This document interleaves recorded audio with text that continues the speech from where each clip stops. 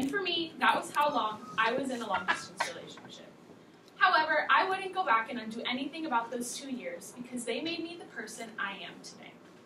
According to author Cherry Joy Bilodeau, long-distance relationships are simply when two people are separated geographically. Long-distance relationships differ from close proximity relationships. However, they utilize social media and highlight the importance of trust, communication, and independence within a relationship, and that makes them a quality type of relationship. Long-distance relationships use social media. A study done in 2015 by Bilodeau, Kirchhoff, and Finkenauer found that many people use social media to judge one's commitment to a long-distance relationship. Nearly everyone has social media. We've all got Instagram, Twitter, Snapchat, or Facebook on our phones.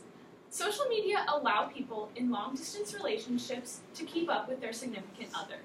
They also let them post cute pictures that show their love for each other since they can't do it in person.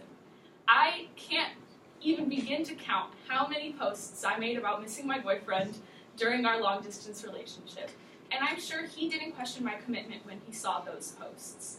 However, many people in long-distance relationships will look at posts done on social media and decide whether or not they think that they show their partner is committed to the relationship. From using social media to judge one's commitment to a long-distance relationship comes trust. In a study done at the University of Nebraska at Lincoln that was posted in College Student Journal, many participants felt that learning to trust their partner was essential for relationship development. With trust comes truth. During a long-distance relationship, both partners must trust that their partner is telling them the truth.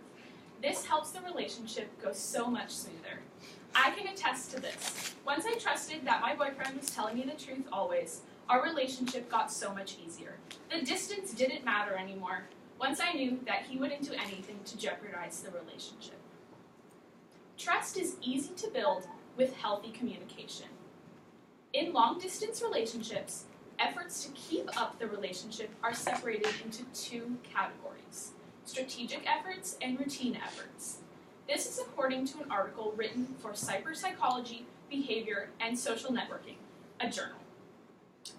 Now, I would have to say that communication is one of, if not the most important routine effort in a long-distance relationship.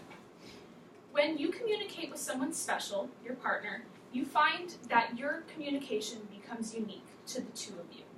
In a long-distance relationship, most communicating is often done over text.